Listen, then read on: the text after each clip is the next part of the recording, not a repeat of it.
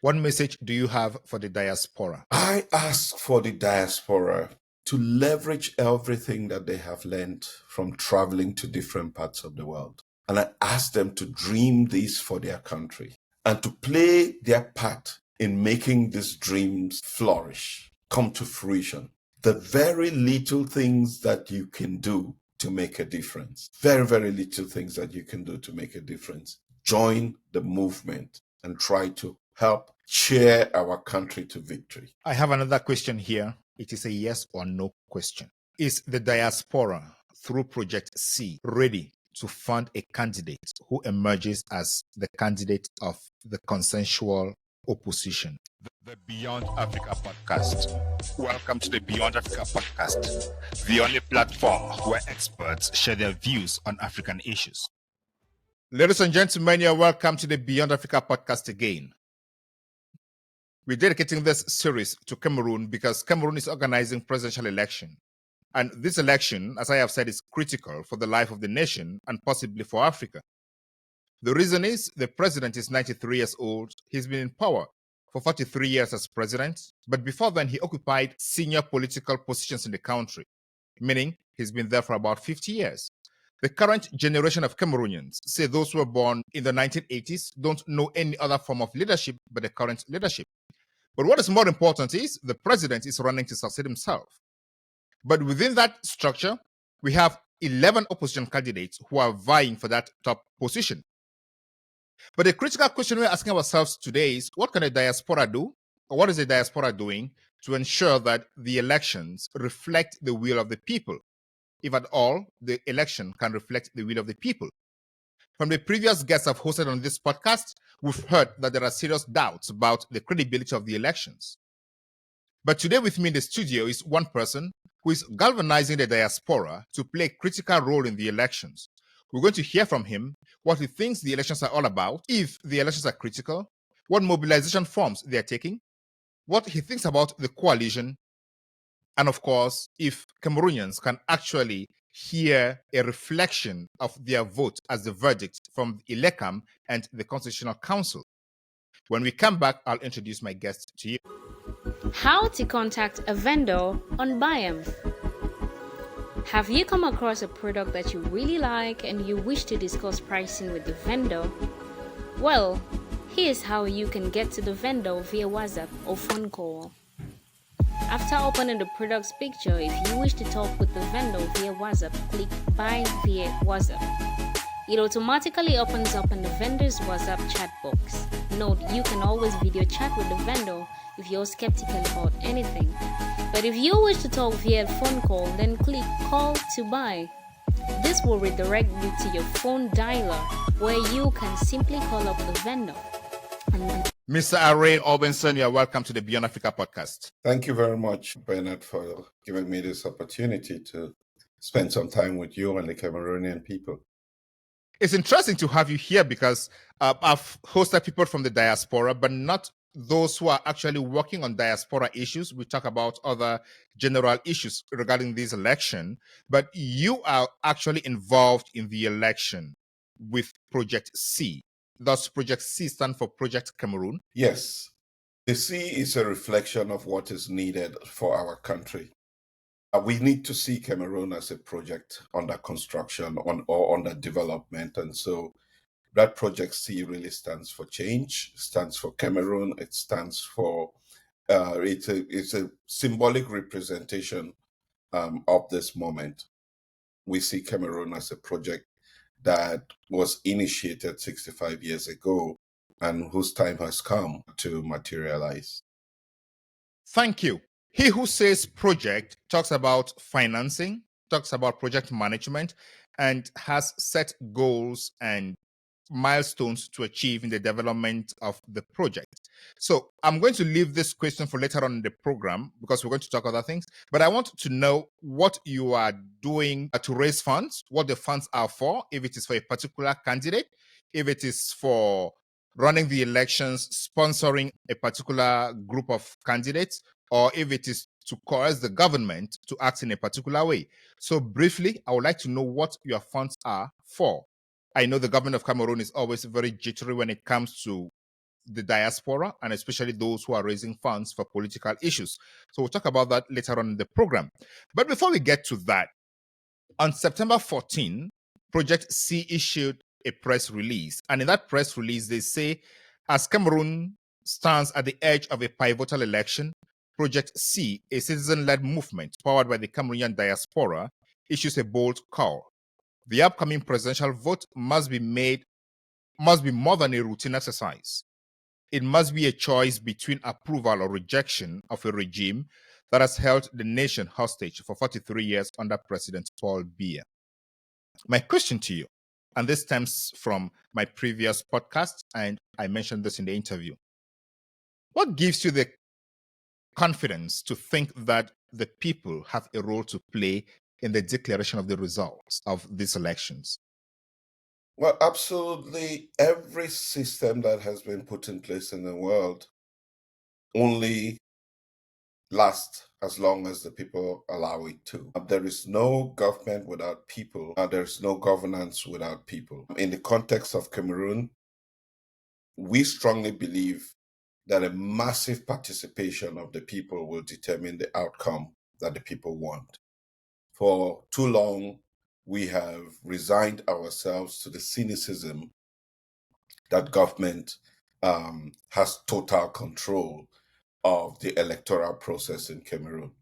It is that cynicism that has led to over 50% of the electorate not participating in the previous elections in 2018. And if there are any lessons to be learned from those previous elections, it's that if people do not participate, then you are essentially aligning yourself with the status quo. Your abstinence from the electoral process basically endorses the status quo. Let me interrupt you here. I hosted a program recently with members of Stand Up for Cameroon and a cybersecurity analyst from Nigeria who witnessed how Nigeria's cybersecurity system works. I've personally written an opinion piece about the management of electoral technology in Cameroon. The question I want to ask here is, do you believe that Cameroon has a credible electoral base? Because it is on that electoral database, that we can be sure of the number of electors who can participate in an election. Does Cameroon have a credible electoral base of which citizens could say they are participating in an election? So I cannot speak on behalf of, I want to be very clear that I don't speak on behalf of the country of Cameroon, neither can I make any endorsement of its electoral system or its credibility. Here's what I know, and I'll tell you what I know. I know that there is a process where people can register for the elections and people can pick up their I know that there is an electoral law which is as in within its limitations that exists, that defines the electoral process that people can capitalize on if they really understand it. I know that the opportunities for people to vote through polling stations and all of that would be done. All of those processes do exist. Talking about the credibility of the database, I haven't tested that. And I'm in no position from where I sit, my vantage position, to talk about its credibility. I can talk about what I know and the participation and getting people involved, because I know that people power is what leads to change anywhere in the world. I wanted us to get this off the bat at the very start of the program, because when we encourage people to go vote, we are talking about the person going to vote, the person observing the vote, the person coordinating the vote, the person tallying the results, the person verifying the results, and the person declaring the results. Throughout this chain, the government and government appointees, who sometimes or most often are former CPDM militants, have complete control over the tally and declaration of the results, when no other person has an eye to see what is happening within that chain. Now, this is also true for registration of voters. Elecam alone has an eye over the electoral database, and no other person has that eye. So it is difficult to verify if that database is credible or not. This is the basis on which people criticize the electoral register, a lack of credibility, lack of transparency. And we saw Maurice Kamto file petition upon petition before the Constitutional Council, telling them to order Elecam to publish the electoral database, of which they did not do. So on this basis, are you confident that if there is mass participation on the elections day, things can be different? I live in the United States. I'm a registered voter here in the United States. And all that you have described is exactly what happens here in the United States. In my polling station, I show up and I vote and I leave. I come back at 6 p.m. when the voting is out, and I can be able to see on the desk the various parties tally the votes, sign the sheet, slip it into the machine, and it goes into the national database, right? Same thing. What you have described is not a process that is ineffective. What you have described is a mindset that doesn't allow for that credibility which you talk about. If people allow themselves to be influenced, to be corrupted, then we don't get the outcome that we deserve as Cameroonians. This is why for many, many, many, many years, I have traveled Cameroon and many parts of Africa and said our problem is not lack of laws, lack of systems and all of that. It's in the mind. It is the people from the polling station, the people who go to vote, who make the decisions. It's the people in the polling stations who are Cameroonians, irrespective of how they are labeled, because let's not divide ourselves each time by pointing fingers.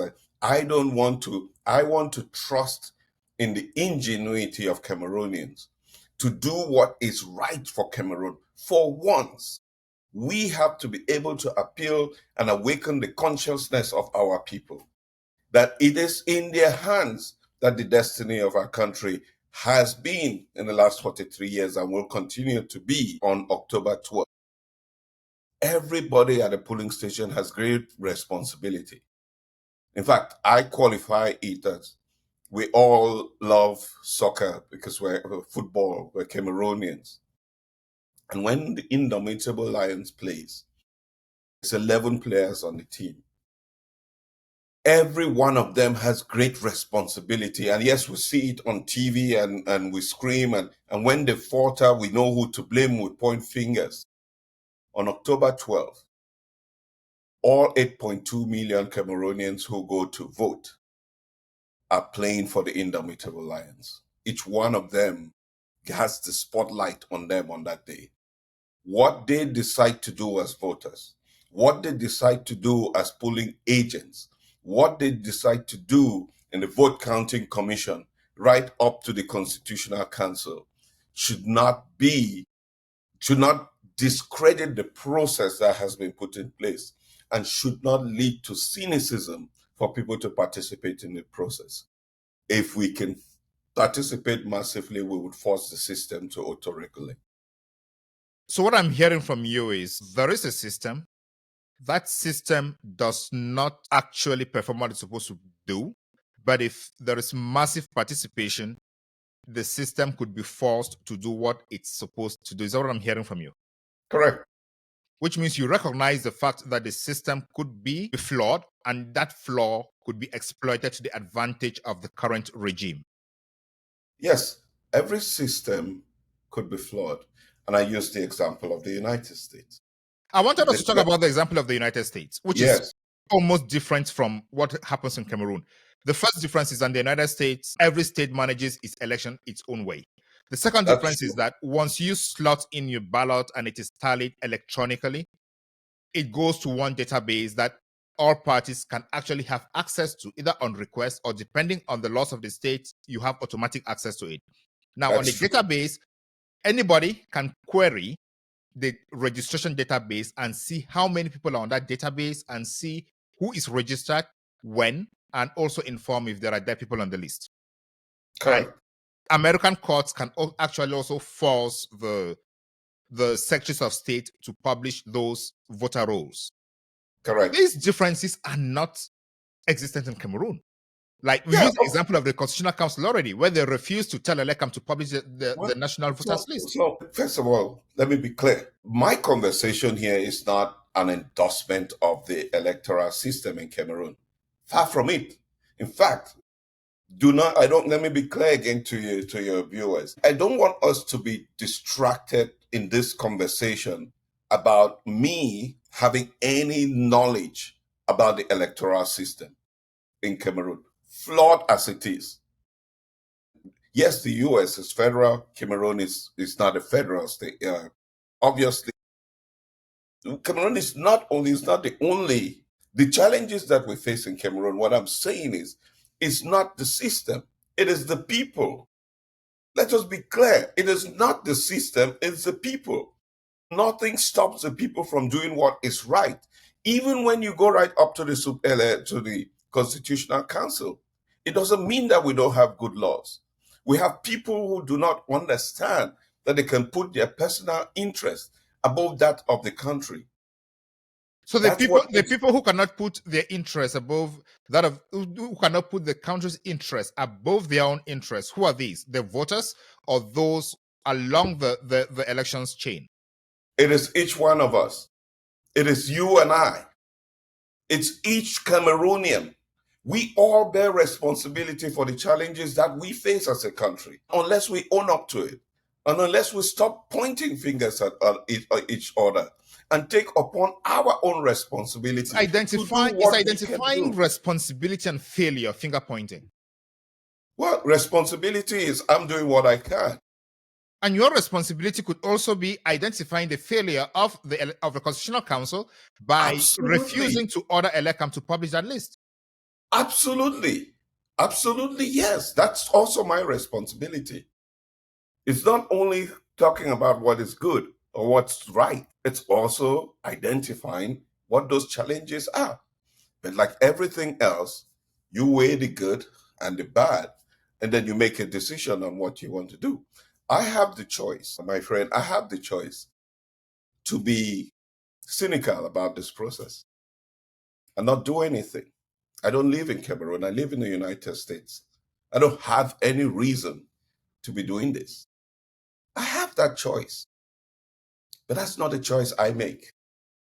I make the choice that to this country that gave me the opportunity to be who I am today, let me play my part. Even if that part doesn't lead to the outcome that I want, my conscience will allow me go to bed knowing that I did what I could to encourage everybody in every part of the country that is duly registered, that has a voter's card, to play their part. Maybe the system doesn't work. Maybe it doesn't. But let me do what I can control and work towards what I cannot control to make it better in the future. Thank you so much. The message I hear from here is, if you have your voter's card, go vote. If you don't have a voter's card, participate and contribute in one way or the other to ensure that the process works for the betterment of the Cameroonian people. Is that the message you're sending out? Absolutely. Absolutely. That's the most we can do in nation building.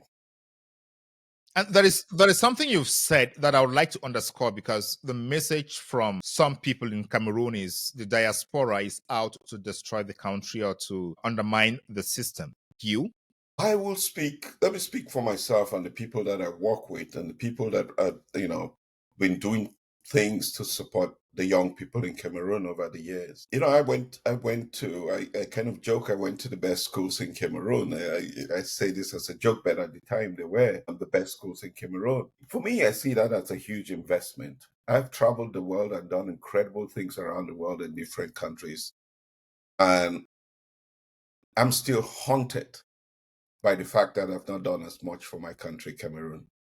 And whilst I carry an American citizenship today, I was born in Cameroon, and that can never change. And for me, it is the love for country. I can speak about what I feel in my heart. It's the love for country. You're working so much on mobilization. And I understand that the young people are a key target group. Women also. And interesting target group.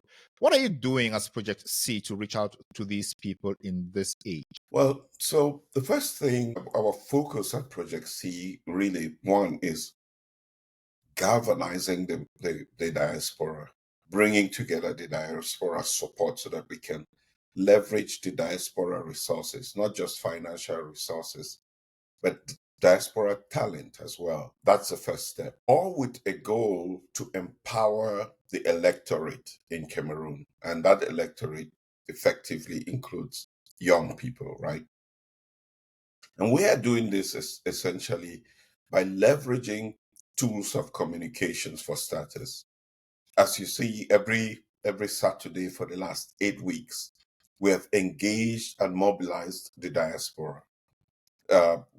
We've engaged the actors, stakeholders in Cameroon.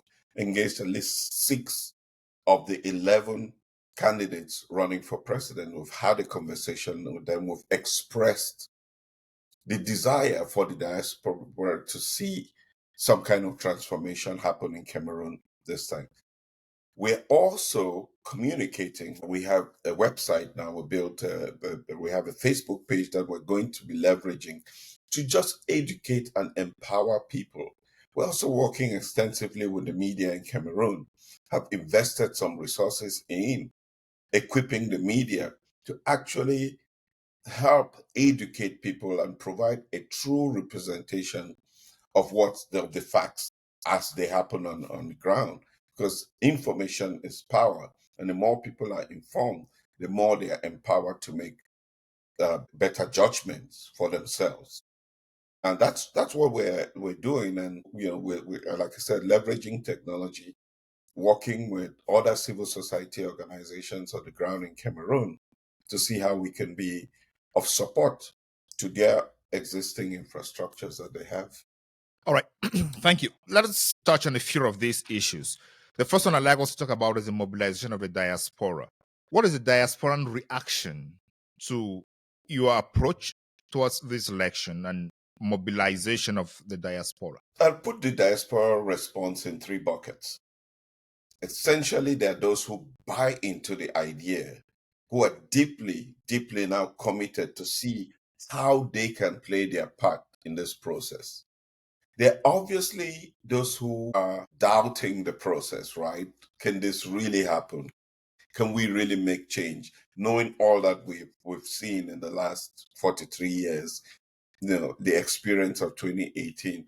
So there are those who are wanting to see what plays out, and then maybe they jump in or maybe they don't. And then there are those who have been completely turned off, who in many cases don't even want to hear anything about Cameroon and the elections. And those are the various buckets that we see. But we continue to see an increase in the number of people who want to do something, who want to see change, who want to contribute, who want to participate in the process. And that number continues to grow. And we're going beyond what we're calling Project C because we're federating or associating other groups out of Europe. We started here in the United States and Canada, beginning to create this platform or network of diaspora groups or associations, which I would say I wish we had started this 7 years ago. I will. That's one question I was going to come to. It looks like for every Cameroonian project regarding politics, it's always at the last minute, and that doesn't always go down well, which of course I also recognize that if you start early, there is a risk of government infiltration and derailment of that project. When you start this late, as you say, you might have started it early. Are you seeing any difference if you started it early? In other words, what are the difficulties you're facing because you started late? Well, I think the most important thing in the electoral process is that our focus is on the electoral outcome, right? That's what everybody's focusing on. It's October 2. My hope, and this is what I've done for many, many years in my involvement with my organization called I Am Cameroon, what that goal was, is that we do not get excited only about the elections, that we get excited about Cameroon. and we get excited about what we, the diaspora, can do for Cameroon. That we recognize how much leverage we have with the resources and the talent to be transformational in Cameroon. That we do not only think about October 12, but we think about the next generation and think about things that we, the diaspora, can do to make sure that our children, the next generation in Cameroon, has a country where there is electricity and maybe leverage renewable energy to do that, where we build a financial system that allows for every child that is born to have access to the kind of social security that will give them the health care that is needed for them. Those are things that, had we started 7 years ago, 10 years ago, maybe today we will be redefining where we go as a country through the electoral process. That That's strikes a knot, because the foundational principle or the foundational philosophy of this podcast was to build the diaspora, ensure that the diaspora is talking to themselves to the extent that the diaspora is going to leverage their resources, their networks, their skills to give back to the continent in an effort to fight against this persistent brain drain from the continent. Because Africa's biggest problem today is the brain drain from the continent. And that is because of the bad governance, which I understand why election is important at a certain point. But we wanted to bring the diaspora to talk to one another. What are you doing that can help you and also help the continent grow better? And I think we can have that conversation some other time after the elections to see where we can build that synergy to work together. Absolutely. Yeah, let's go back to the elections. You said Project C is working with the media. One thing most people note, if you read all the international human rights reports, Cameroon media landscape is very, very limited, and journalists suffer a lot of repression when they open up certain conversations. Today is September 24th. Campaigns begin today, which means certain political conversations are going to be highly restricted. So how are you navigating this with the media men and women in Cameroon at this time when there is a Molinex and chef in Cameroon that regulates what people can actually say? Yeah. Let Molinex do what Molinex has to do. But we are going to work with the journalists that we have been working with the journalists, as you mentioned. We put out a press release that the majority of the main newspapers in Cameroon carried it, and that press release was really calling on Cameroonians to make this election a referendum on 43 years of catastrophic governance in Cameroon. And we will continue to work with the journalists. We understand journalism in Cameroon and everywhere in the world comes with tremendous risk. And absolutely, we feel for the Cameroonian journalists who have to work under very difficult circumstances. But we also need to be able to support them in every way possible, whether it's by capacity building, helping them with the tools that are necessary for them to do their work effectively during this challenging time.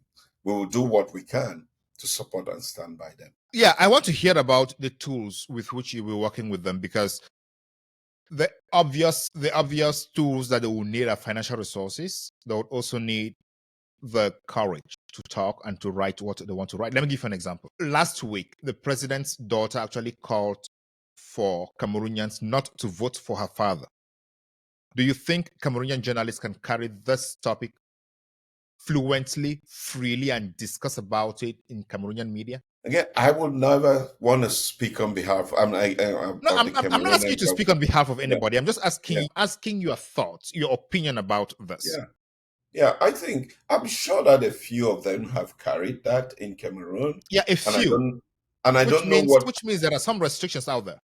No, I don't know what reprisals they have had, but definitely, I know the Cameroonian government. I have been one of the victims of the government myself. I don't talk much about it, but you need courage in moments like this. Courage is capital, and that's what journalism is in itself. That's the capital that they need at this point, is courage. And courage sometimes can be born through encouragement, right? It's incumbent on us to encourage them to be courageous at this moment. And that is the mission of Project C, encouraging journalists to be courageous and telling the message as it is to the people. Absolutely. That's one of the things that we're doing. So how are you leveraging new media? Because we are in an age where podcasts, social media streaming is rising every day. And despite the internet problems in Cameroon, the message from online influencers actually reaches the base. So how are you working with bloggers at all and podcasters to get this message out? Yes, that's the phase in which we are now. We're going beyond the traditional media to leverage also social media and work with influencers and bloggers to continue carrying this message as far as and wide as possible. Tell me how you're doing it. Well, we're working with a group. We have a strategy that, for now I wouldn't share with the rest of the world, but the headlines of the strategy is essentially this, is to encourage a conversation, to encourage massive participation, to encourage people to understand their responsibility. And it takes, again, different levels. There's obviously the traditional media, there's leveraging technology, there is social media. That's the strategy. And that brings along journalists, influencers, bloggers, people like that, who can be able to help people make the kind of decision that is necessary for them. Yeah, I know you don't want to discuss strategy, but you would understand that viewers who are watching this from Cameroon and are anxious to know more about how they can participate in the election significantly, meaningfully, to contribute to a positive outcome. They'll want to know more from you on how that can actually happen. So why wouldn't you say one or two things that can give them more information? And I think I've been very clear about that, the strategy here. Yeah. How would that person sitting in Nyasaso, for example, get that information from you? Because if we're limited to news media, we are not sure that they may actually get that information. Which is why I say different levels of engagement. There's the traditional media, there is social media, leveraging, collaborating with influencers and bloggers who get on every mobile phone in Cameroon for anyone who has the internet. And then there is even another level, which is also going to be working with community radio stations as well, because those communicate with the community. Like every communication strategy, you have different levels of engagement, and that's what we're going to be doing. So no level of engagement is going to be left out. I understand you have a very well crafted out strategy to reach the people out there. So somebody who is, say, in Abongshe, who has very limited access to the internet, has very limited access to every other thing around the world, and that person is listening to this conversation now, where should that person be looking up to get information? Because we are a few days to the elections. 3 weeks may seem very, very long, but a day in politics is significant. Yeah. And we can go back to the days of when they used to beat drums in a market square, and it's amazing how information flows. When you do a communication strategy, you certainly cannot reach every individual. There is no communication strategy that can do that. But you can hit the maximum number of people that can drive the narrative, that takes the conversation from the Facebook screen to the market square in Guzang. That's so your how message to those in Guzang who are listening to this is just stay tuned. The message will get to you one way or the other. What we will do, what we continuously do, will ensure that the narrative is driven in such a way that it goes to every home, every market square. People will understand. That's how communication works. We certainly cannot reach every voter. And I wish there was a magic wand that could make us do that. We cannot. But what we will do will drive the conversation in such a way, hopefully, that it will get to as many people as possible. Thank you. Ladies and gentlemen, if you are joining us now, you're watching the Beyond Africa podcast with me, your host, Ngalim Bernard, and my guest, Mr. Arrey Obenson. And we're discussing elections in Cameroon. We're discussing the diaspora's role. And if you want to learn more, towards the end of this conversation, he's going to be talking about how the diaspora is raising funds, how those use their funds, and if those funds are dedicated to support one candidate, if they have chosen a candidate, or if they are waiting for that magic moment. So this is the Beyond Africa podcast. Let's talk about the coalition. I understand. I've attended some of the meetings you mentioned, mobilization around stakeholders where the candidates and some other stakeholders come to speak, and I've listened to most of them. And one of the questions that keep coming up from the viewers is the coalition. I remember one viewer was very clear putting a question to Bello Boba Megari when that coalition candidate would be declared. So is a coalition candidate an objective of Project C? We believe that encouraging the opposition candidates to form a coalition increases the chances of seeing a political transition in Cameroon.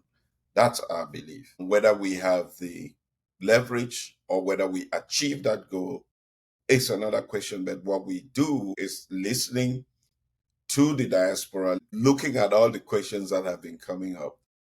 We clearly do understand that the political calculus of having a coalition increases the chances for us to see change in Cameroon. That's the position that we have, and we're working towards that. And what are you seeing? I know you've heard from almost all those candidates that people would think should lead the coalition or should actively contribute towards the coalition. I'm talking here about Issa Chiruma Bekori. I'm talking about Beluba Megari. What are you seeing? What are you hearing from them? Well, we all have heard from these candidates that they also believe, I think that for one, that a coalition it's important, right? But none of them has said and have even gone ahead to say, even if they were not the candidate of the coalition, they thought that having a coalition was necessary and important. We have not seen them move towards getting that coalition. We've had several conversations. What do you want to see to tell you that they're moving towards that coalition? Well, absolutely progress, right? What kind of progress? What is going to be that thing that will tell you that, okay, there is progress here, these people are moving towards a coalition? Well, an ideal situation would have been that before the ballots were printed, they had a coalition, right? That hasn't happened. The campaigns are beginning, which would have been great if they came out and said, well, 7 of us have come together, and as the campaigns begin, we're going to be campaigning around one candidate. That hasn't happened, right? So does it mean that ongoing conversations are not taking place? No, they continue to have those conversations, and hopefully, before the elections itself, maybe they arrive at a conclusion, but it hasn't happened. It doesn't mean that the efforts stop here. What is the main hindrance you hear from them? I think that there are 3 pieces to this. And the first part is that they do not necessarily represent themselves, right? They represent political parties or groups of political parties. They need that internal consensus to be able to drive the decisions that they make in that coalition. That's one part, which I see as a challenge. The second part is that some of them have worked for many years to build a certain kind of infrastructure or reputation that they may not want to give up, right? In lieu of themselves being the candidate, right? They want to leverage what they have done over the years. Finally, we're human beings and our egos are bigger than us, right? And in times like this, we should be able to rise above that ego and put the interests of the country first. I've said this, it seems simple, it seems simplistic, but I've realized in these conversations that it's a very, very challenging perspective, and they have to make those tough decisions. And that's what's taking time. All right. So I note internal consensus is a problem. Then leveraging their past milestones that they have built on over the last years is also a problem. And then our personal egos are also a problem. I don't know where you're going to fit this, but I spoke with Prince Michael Ngwese Ekoso, the president of the USDP party, who has been head and center of the move for a coalition candidate over the last years. And he said one of the problems that the candidates face is they have already deposited 30 million in the treasury, and they would want to at least have that money back. Which, of course, on some technical grounds, some technical legal grounds, they may not have it if they don't have a certain threshold in the score. But with this money problem, are you seeing the money problem as a major hindrance to a coalition building? No, absolutely not. Have none of them mentioned that the money is a problem to them? Nobody, that hasn't been come anywhere near the conversations that we've been having. It's never been an issue brought up. So maybe have you heard that from external parties? No, I haven't. No, I would say yes. That you're in various WhatsApp groups and you see conversations going on there, but that's not necessarily a reflection of the conversations we've had. Could the internal consensus that is holding it back be one of those reasons? Because there might have been shareholders who put together the 30 million to give to those candidates, and they say, no, you're not going to do that unless we're sure that we're going to have our money back. Yeah, it could be, because if you have a political party that is invested in an electoral process, then it's the money of the people, right? And so the party should be able to make those decisions. What is primordial at this point, and this is the message that we must keep hammering on at every level, my dear brother, at every level of our country and its development, we have been held back by our very own limitations.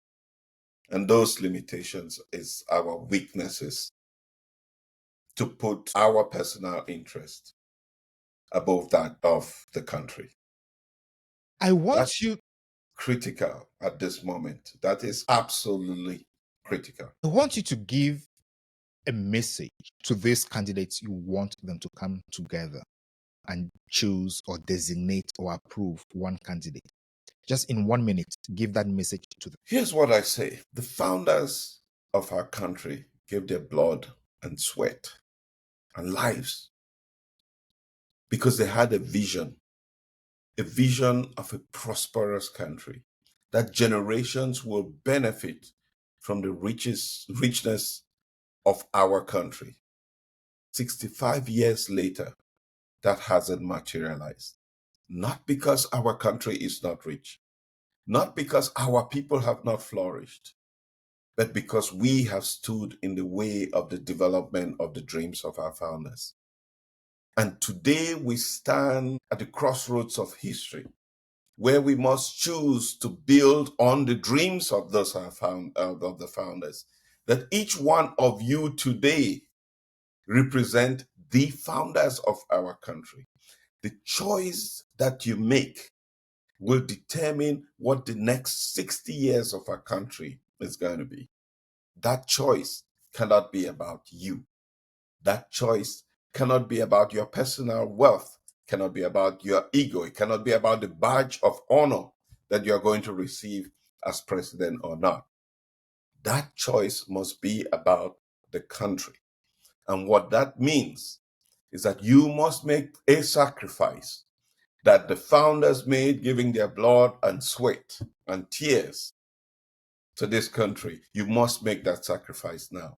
And whatever that sacrifice be, your biggest reward is not whether you become president or not. Your biggest reward is that you put your country first. Thank you so much. I hope this message resonates with the candidates and they hear what the Diaspora Project C is saying through your voice, because that message sounded prophetic, sounded relevant, and sounded very insightful for the moment. And I hope they take the challenge to do that. Before we move any further, let's talk about let's talk about the money you're raising. Are you raising this money to sponsor one candidate at all? Absolutely not. We don't have a dog in this fight, so to speak. We have no one candidate that we're leaning towards, right? Our goal is to facilitate the process for the Cameroonian people. You say you don't have a dog in this fight. Does that mean that you are also working for President Biya's candidate? No, absolutely not. The reason we're not working with Biya, is because we do not want the status quo. I want to be very clear. No, So you have a dog in this fight, and the dog is the 11 opposition candidates. It's change, right? That's the dog we have in the fight. It's change, right? Not necessarily if we were in place for the status quo, then what's the point of Project C? When I say we don't have a dog in the fight, I'm talking about the 11 opposition candidates. Yeah, so amongst the 11 opposition candidates, you don't have a dog in the fight, you don't have a choice, but you would want them to designate one candidate and you throw your weight behind that candidate. So how much is that weight that you're going to throw behind that candidate? So, if you look at the pillars of our work in Project C, again, the first one is empowering the electorate. So primordial is empowering the electorate. Secondly, increasing the chances for us to win. That's true if we have a coalition, right? And then obviously, thirdly is mobilization of the masses. That's how we're going to be doing our work. If at the end of the day, there is no coalition, we still would have empowered the Cameroonian people through communications. We still would have mobilized Cameroonians, and hopefully that allows them to make the right decision for the country. On the press release you issued recently, you say abstention is complicity and participation is resistance. Voting against the current regime is the most powerful way to demand a reset, a real chance at renewal. And we're talking about the coalition and mobilization. But one question that I want to address here is representation at the various polling stations. Irrespective of what you do, you need representation at the various polling stations. Elecam's job is to guarantee the fairness of the elections at all the polling stations, but that has been called into question. So are you working towards having representation or supporting candidates to have representations at all polling stations? Absolutely. That's one of the conversations we've had with every one of the candidates. As we talk about coalition, it could be a coalition of the candidates, but it could also be a coalition of the infrastructure that is put in place to ensure that every polling station has a representation of the voice of the people in that polling station. And so we also do encourage that participation to ensure that the votes are tallied and counted, and that once eventually they get to the national counting commission, it's a reflection of what happened in the polling station. So throughout this conversation, you seem to be confident about the strategy with the media, that is the communication strategy, but you don't seem to be confident with the conversations you've had with the candidates. I feel and I see that lack of confidence in your voice. What accounts for that? Well, let me, because maybe I have not come through as effectively in the conversation with the candidates, because those conversations with the candidates have played out publicly, just as everything else that we've been doing. At the end of the day, we cannot make a decision on behalf of every one candidate.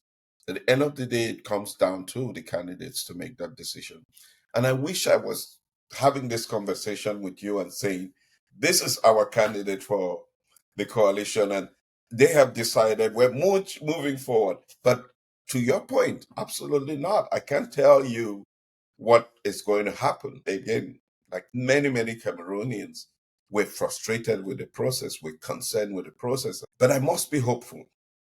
I must be hopeful in this process that at the end of the day, we can trust individuals, Cameroonians, to actually do what is right for the country, because that's the only way that we can get change in our country.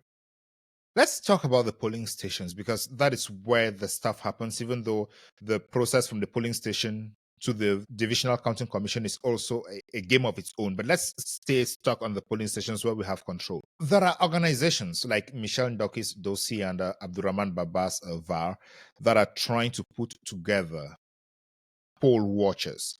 Are you in any way talking to them? Yes, we've had conversations with Michel Ndoki's group, DISO, and I know that we are reaching out to 2 other groups to have similar engagements with them. Yes, we hope to be able to support initiatives like that are citizen-led and that could allow for more transparency in the process.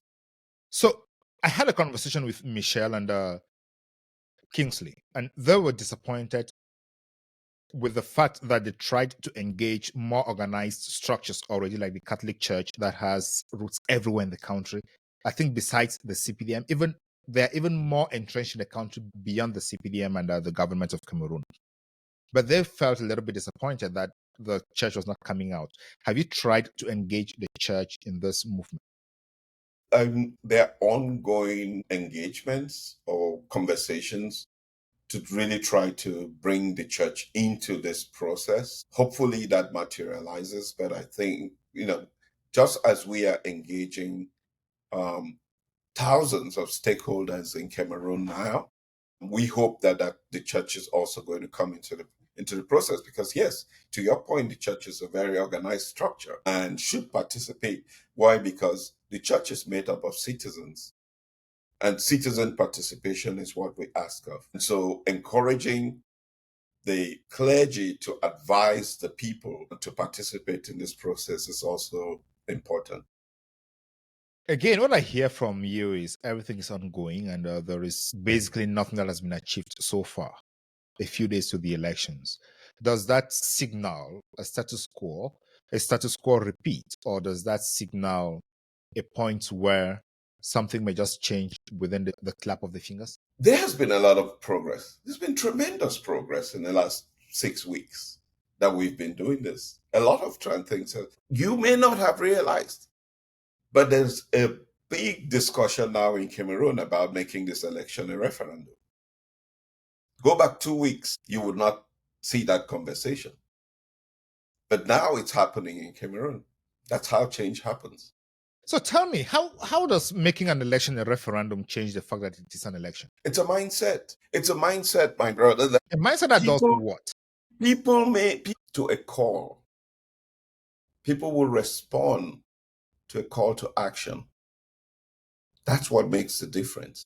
But what is a call to action when it's a referendum on an election? What makes that difference? Yeah, because a referendum makes it a significant choice. Over what? Between what and what? You read the press release, right? And you I can have go it back, here in front of me. You can go back to quote what's on the press release, which states that abstinence is siding with the status quo, right? Participation is resistance, right? It's leading to change.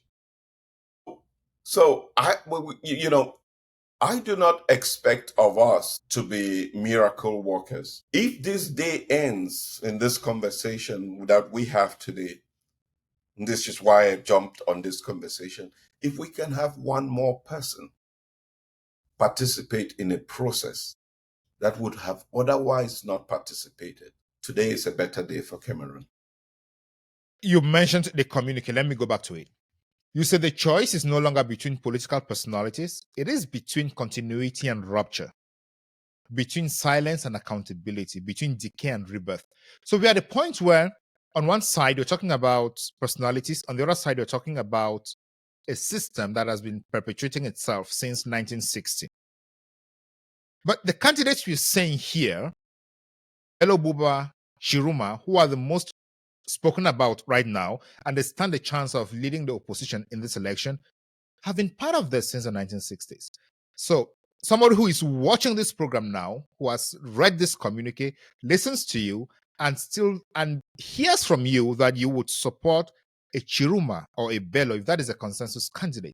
Should that person be asking myself, wow, what rupture are we talking about here? Absolutely, that person should be concerned. That person should be asking themselves that question. But those are the cards that we have been dealt. That's the situation that we face. You have a choice. Breaking a system by electing its own very elements back into the system. Is that a choice we have? This is as bad as that sounds. These are the cards that we have been dealt. We can complain about it, or we can make the best out of it, make the best out of a bad situation. That is the best I want to understand. We are breaking a system. It is either breaking the system or maintaining the system. And this system has been made with people like Bello Buba and Chiruma. So if we are breaking the system and they are the consensus candidate that Project C is going to support, if there is a consensus candidate, Project C is going to support that candidate. And if any of these two are that candidate, are we maintaining the system or are we breaking the system?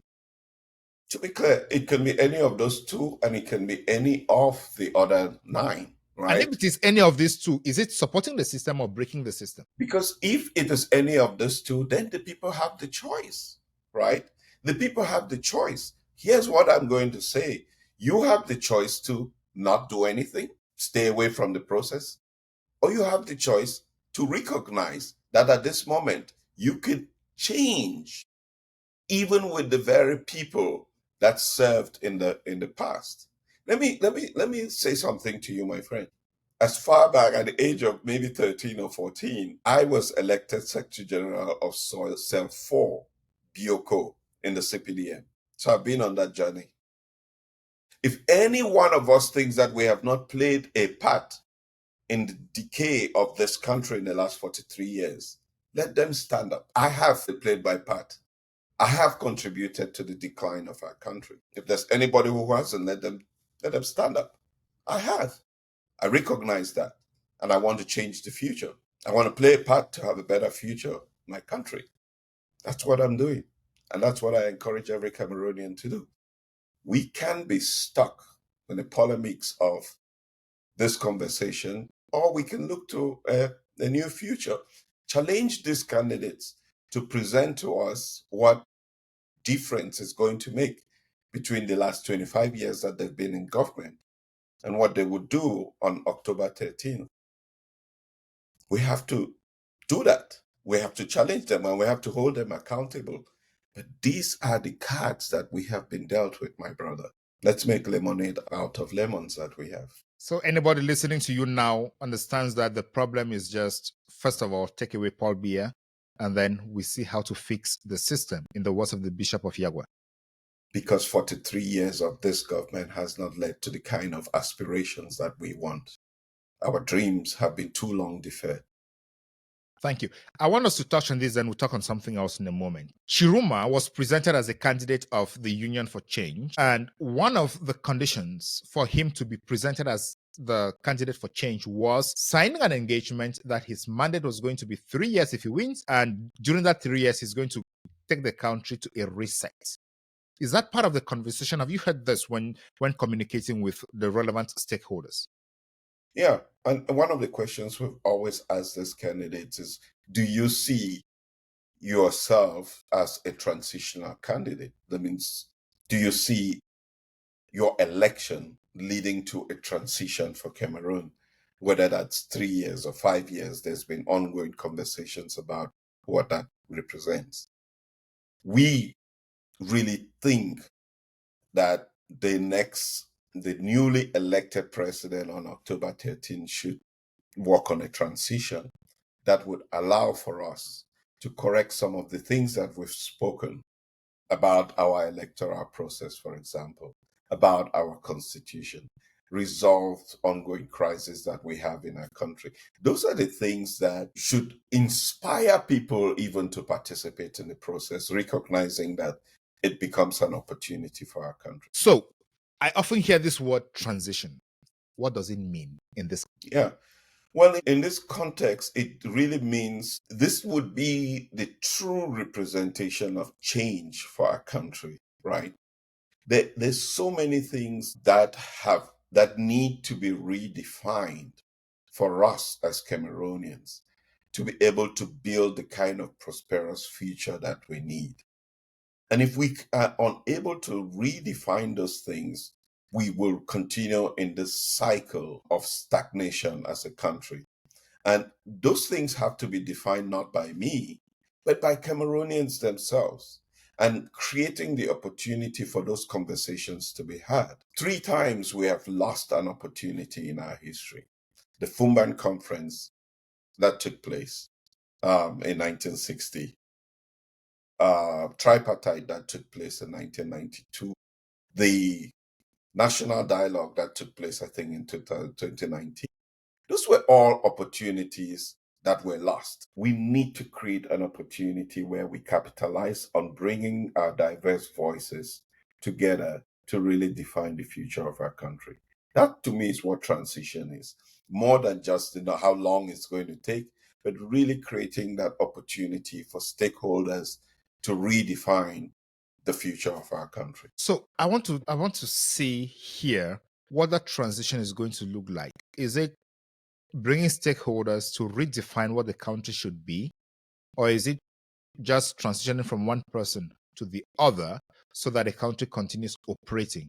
How would that be felt on the ground? How would the common man feel that it's a transition? The most effective way is going to be in this process, the process of elaborate engagement of the Cameroonian people to participate in defining the future of their country. And that will be defined by, once you have a new president, that creates that opportunity for people to come together and determine what that will look like. Is it going to be, we're going to do this in 3 years, we're going to do this in 2 years, we're going to do this in 5 years? Are we going to have a referendum about specific subjects? How are we going to be defined as a country, unitary, federal? All of those things have to be defined by the people. And the reason why this is important, and I don't want to be stuck in how that manifests itself, I won't really want to be focused on creating the process for engagement and consensus, because that would lead us to define all the other steps, right? So that's how I look at it. I, as an ordinary Cameroonian watching this program, listening to you, I'm thinking the Constitution of Cameroon as it is gives the president enormous powers. If whosoever wins the elections, after having made commitments that is going to be a transitional period and starts enjoying those powers, may not proceed to that transition. Do you foresee such a difficulty, and how would that difficulty be resolved if you are engaged in this process, or if that transition candidate actually buys or gets your support? Absolutely. That could happen, right? That could happen because we're human beings, right? And this is why the participation of people in the process, it's important. Because elections do not only lead to the outcome that you see, but they tell a story. The participation of the people is going to tell several stories, which can in themselves define how the next person acts. That massive participation is incredibly important. But also, let's be mindful of the fact that if through this process we can get change, then we can do this process over and over again to get the kind of change that we need. We will hold the people, we must be able to hold ourselves accountable to each other. Is the message that Cameroon has been under stranglehold or hostage for 43 years under President Paul Biya the most significant message out here? For me, the most significant message for me, I always say people do not miss what they do not know. I repeat this, people do not miss what they do not know. Our people do not realize how much they have missed in the last 43 years. Many of our people do not recognize how backward we are as a country. We must be able to aspire for something better than what we have now. That the country blessed with the resources that we have can be, must be, should be the envy of Africa. That there is no reason why a child will wake up in Cameroon and not have 3 square meals a day, or go to a school that has windows and doors and classroom connected to the internet and use tablets to go to school. Every faucet in our country flows with good, clean water.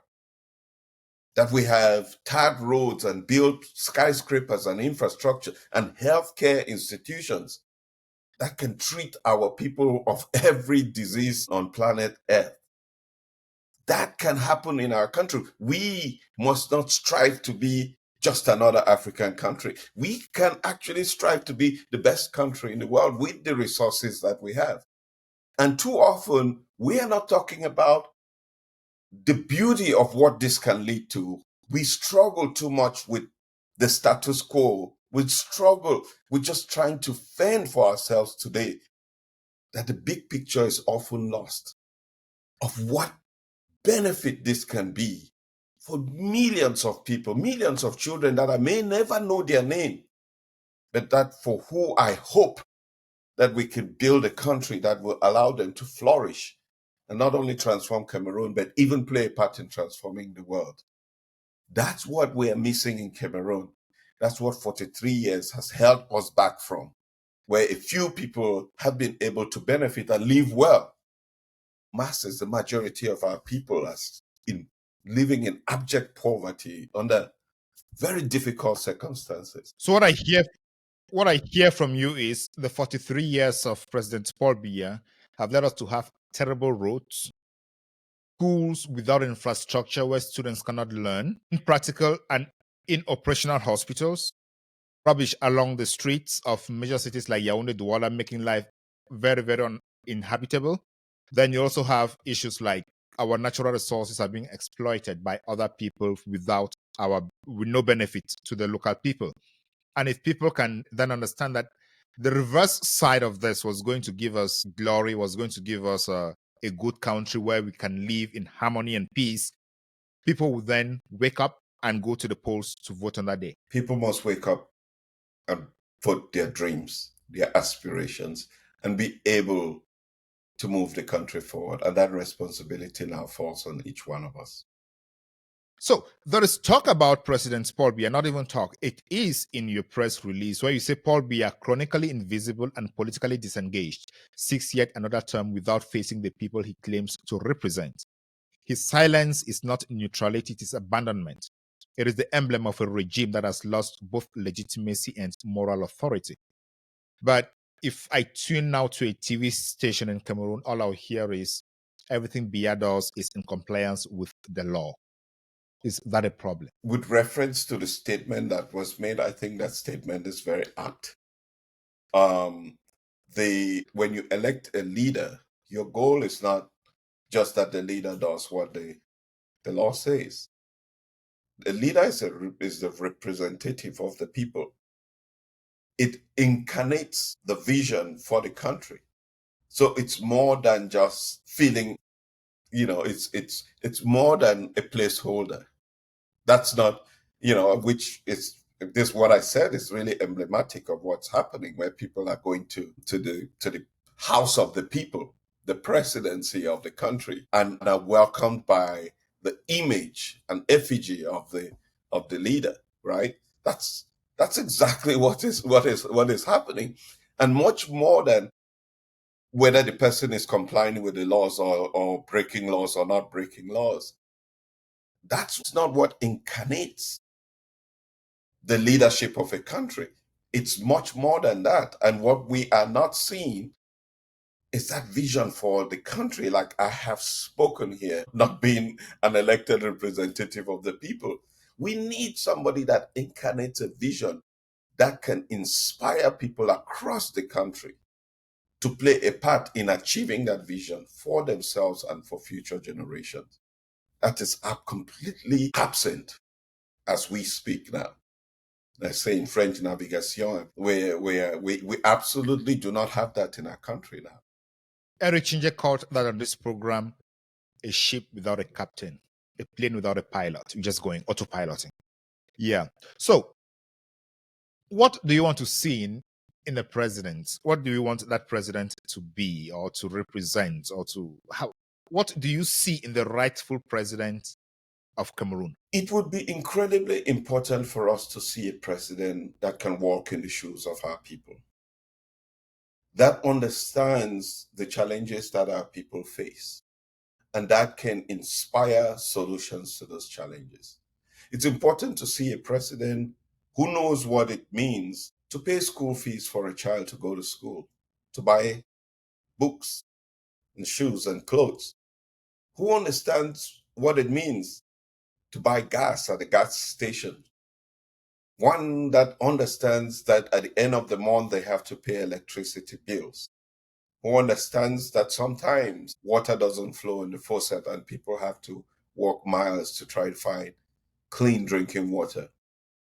That's what we need. A president who understands that and can mobilize the people to build the kind of future, who can inspire people to build dams for to provide hydroelectricity or inspire the Cameroonian diaspora to invest in a solar energy plant. That's the kind of person that we need for the future of our country. For me, that's what I hope that we can find going forward. Because if we don't walk in the shoes of our people, we cannot provide the solution. With all these said and done, what matters is who is declared by the Constitutional Council 2 weeks after the elections. If on that day the Constitutional Council declares somebody else winner and the candidate that the coalition, let's put it this way. No, but I absolutely understand what you're saying. Because at the end of the day, me, like many other observers, know that the Constitutional Council could still be a stumbling block, an obstacle to the transformation, like we have seen in the past, right? We all know that. But before we get there, we need the people. This, for me, is critical, massive participation. Because massive participation, I said to you, will define the outcomes. If we do not have massive participation, then even the Constitutional Council itself is going to be reading the tea leaves as they make their decisions, right? So I do not want to indict the Constitutional Council. What I love to do, or what I would like to do at this point, is to state what I have always said.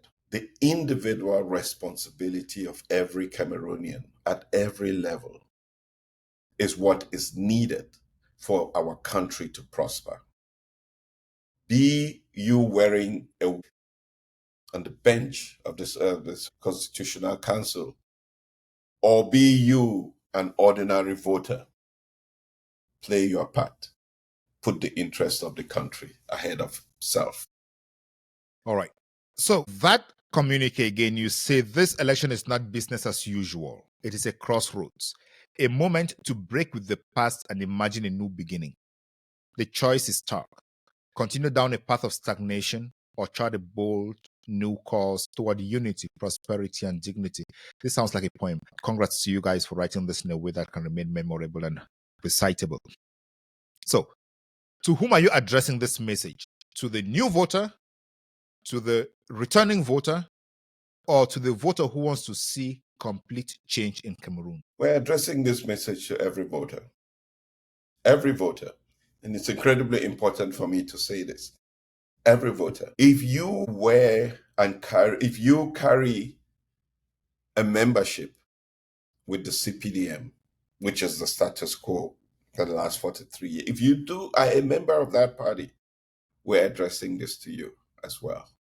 Every Cameroonian, whether you voted in the past or this is the first time that you're coming into the electoral process, especially the young people, we're addressing it to you. We're calling on the responsibility of every Cameroonian. This, my fellow countrymen, is not a time for labels. It's not a time for us to see ourselves in dispersed ranks. It's a time for us to see what historical consequences of us coming together as a country, for us to see ourselves as one, to play on the same team, and to try to win this for ourselves together for once in the history of our. What message do you have for President Paul Biya? Clear. The message is clear. President Paul Biya has served this country. He served his country for nearly 65 years. When you have served your country to the best of your ability, whatever that judgment of your ability is, 65 years is a long time for one school of thought to govern any country in the world. Diversity of thought leads to prosperity. One school of thought leads to stagnation. It is no doubt that we have stagnated as a country because it's one school of thought. And in the interest of the people that you have represented for so many years, it is time for you to recognize that another school of thought or a diverse school of thought is really the answer to a prosperous Cameroon, and bow out honorably. What message does a diaspora have for Atanganji, Paul? I want to be very clear that I have just spoken about the president of the country, and who is a representative of an entire government, right? Same message that I have given for the president is the message that should flow down the ranks of the government. Serve the interest of the people. What message does Project C have for Eno Abrams Egbe, the chairperson of the Electoral Commission of Electoral? It's a message. Serve the interest of the people. Put the interest of the people. History will, too often we say history will judge. And I know history doesn't seem to judge the people who have let down our country so many times. But I have a feeling that this time is different. That after 43 years, the responsibility is heavier on anyone that is in position of responsibility to think beyond the short term, to think beyond themselves, and to just play your part. Be that indomitable player that wears a jersey and goes on the pitch. You have your choice is to win it for your country. With all the euphoria around this election, what message do you have for Clement Atangana, the president of the Constitutional Council? Play your part. Put the interest of your country ahead of any other interest. Play your part. Be part of the indomitable lions. Win it for our country. What message do you have for the diaspora? I ask for the diaspora to leverage everything that they have learned from traveling to different parts of the world. And I ask them to dream this for their country and to play their part in making these dreams flourish, come to fruition. The very little things that you can do to make a difference. Very, very little things that you can do to make a difference. Join the movement and try to help cheer our country to victory. I have another question here. It is a yes or no question. Is the diaspora, through Project C, ready to fund a candidate who emerges as the candidate of the consensual opposition? Yes. Thank you. Ladies and gentlemen, you're watching the Beyond Africa podcast, and we are rounding up with this episode where we received Mr. Arrey Obenson, the representative of Project C, the diaspora project that is working hard to ensure that these elections represent the will of the people, and they're calling it a referendum. So we're going to hear your last word right now, Mr. Arrey Obenson. Can you just give us the last word as we round up? Yeah, I would round up by saying that in the history of the world, change is the one thing that has been constant. And whilst it may seem like it's impossible in Cameroon, it is the only thing that is possible. That change is coming and change is inevitable. But change will only come if we believe in it. And if we believe in it, then we must act on it. What we believe in our hearts is what we can achieve. And unless we start believing that a new Cameroon is possible, can we actually accomplish the things that are needed for us to have a new Cameroon? So I call on every Cameroonians to believe in the future of a country that is prosperous, to believe in the definition of a new Cameroon, and that belief should inspire us to play our part, no matter how little that may be. While the odds may seem impossible, you can ask the same question of Nelson Mandela, of Mahatma Gandhi, Martin Luther King, and people all over the world, and the examples that we've seen even more recently in Senegal. The odds would always be against the people, but hope and inspiration is what would drive us to overcome. So I ask of every one of you, doubt in the naysayers, every one of you, to believe that this is the moment. Thank you so much. Ladies and gentlemen, if you've listened to Arrey Obenson throughout, you hear he comes across like Martin Luther King. Very motivational, very inspiring. And that inspiration and motivation lies in the message he's sending across. For my closing word, I'm just going to rate one element of the press release by Project C. And I think I left this for the last moment because it is profound, it is touching, and it is relevant in the context. They say this is not just a vote, it is a verdict. Project C urges Cameroonians to seize this moment as a turning point. The choice is no longer between personalities, it is between continuity and rupture, between silence and accountability, between decay and rebirth.